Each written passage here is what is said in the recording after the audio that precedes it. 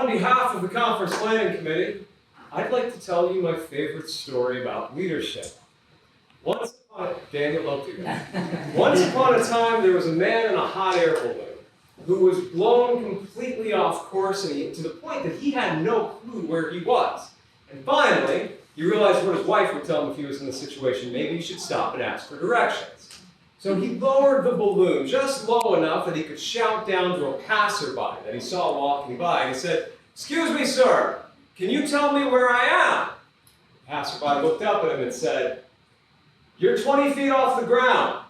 The hot air balloonist looked down at the man and said, "You work in information technology, don't you?"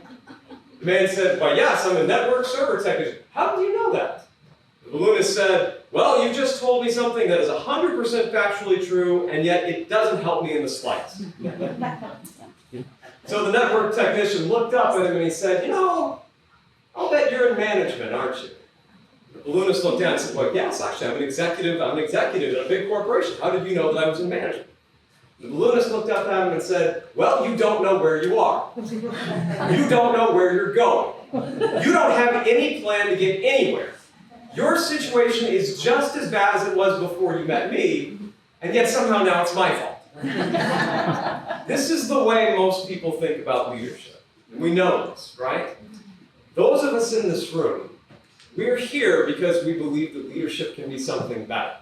We're here because we believe leadership can be something amazing. We're here because we believe leadership can not only be competent, leadership can not only lead to profits and organizational growth, but because we believe that leadership can make the world a better place.